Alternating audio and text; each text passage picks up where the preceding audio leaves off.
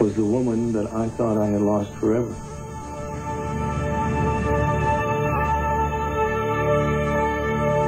Clint, I'm sorry. I've had to accept a lot of things since I started this journey. And my beliefs in what's real and what's not, what's imagined, what's possible, my beliefs have been forever altered. But to have my faith in your love for me shattered like this is just more than I can handle right now. Viki, I never stopped loving you. Clint, how can you say that when you were about to start a whole new life with another woman? But I didn't, did I? Did I? No, because I showed up. But why? Why did you show up today? Why do you suppose you showed up in time to find me at precisely the right moment? I don't know. I don't know. Fate. Fate, Viki, it's like Clear Eyes said. I was put here for a reason. There's been a reason for this. I was put here for a reason. And I had to stay here until I fulfilled some unknown purpose. And you found me for a reason. You came here for a reason. Not yesterday and not tomorrow, but today for a reason. Now, if I could explain it to you, if I could just find the right words to explain it to you, I know that you'd understand it, and in your heart you'd forgive me. But I can't explain it. And I don't know if anybody can.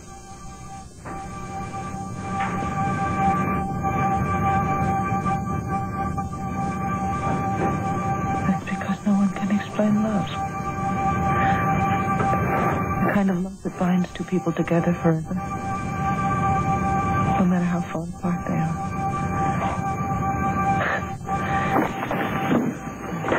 I don't pretend to understand everything that's happened. I don't understand anything that's happened. But I know one thing. You are alive. And I don't care what century I wind up in as long as I'm with you.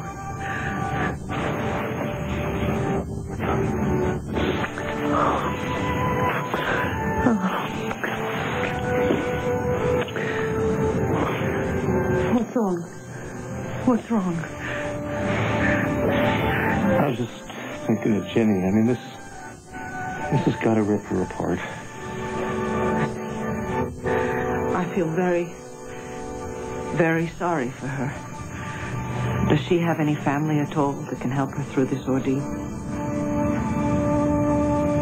Family? There's something else about Ginny I think I should try and explain to you.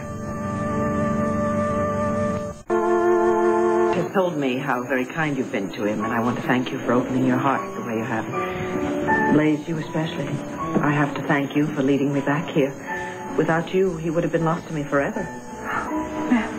I'm mighty glad that you still mad at me. Of course, I don't blame you for thinking that I was loco. You gave me back my husband, as well as a chance to meet some newfound relatives. I cannot get over how much you look like Asa, your grandson. That's fantastic, is that, sir? Well, Viki, I don't know what to say, except I've stopped trying to figure the whys and wherefores of all this. But my heart is glad that Buchanan name will carry on with such a fine man as Clint here. That explains why your aim was so bad at the shootout some months ago. What shootout? It was kind of like high noon, honey. I'll explain it all later. Right now, I'm going to go find Ginny and Brent explain this to her.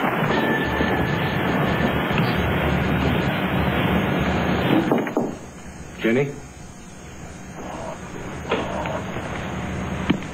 Ginny, I need to talk to you. I need you to understand. Oh, please. Please, you do not owe me any explanations.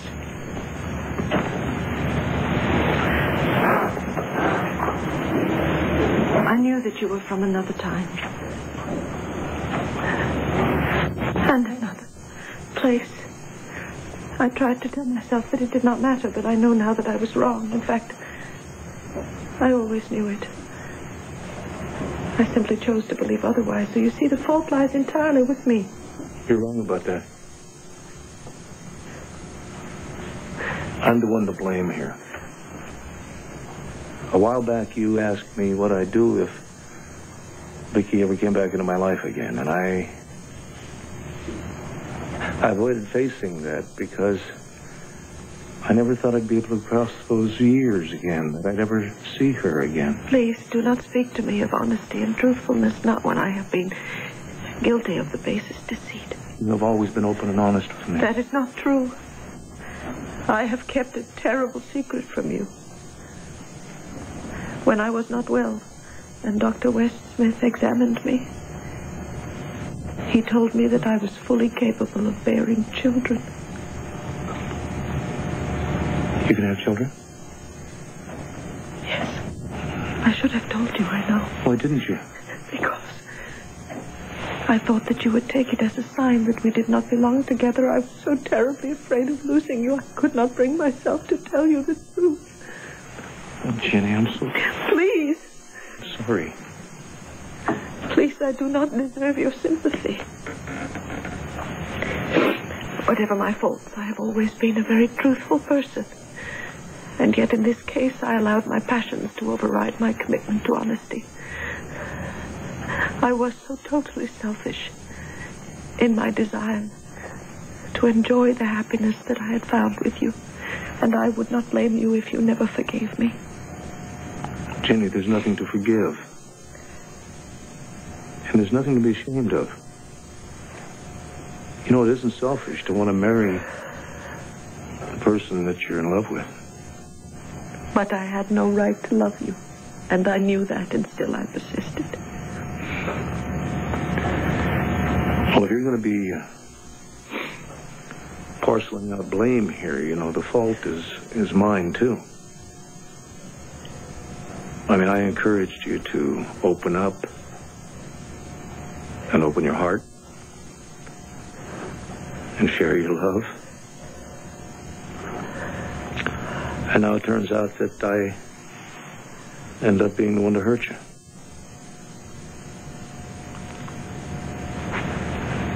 I'd do anything in the world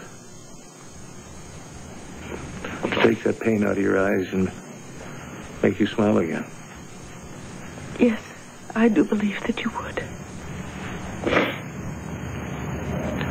I am very grateful for your encouragement and for the happiness that you have given me.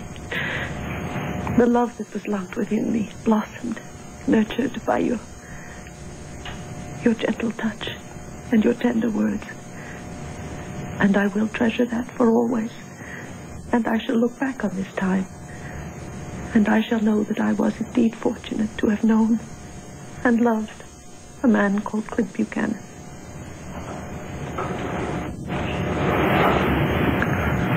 Well, I'm fortunate to have known and loved you.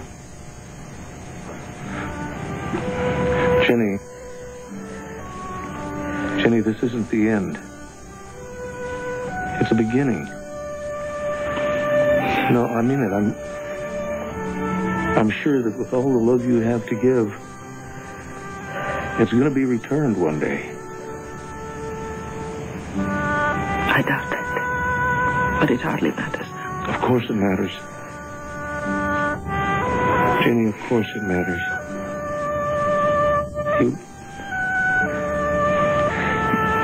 You can't just let things turn you back and close you up again.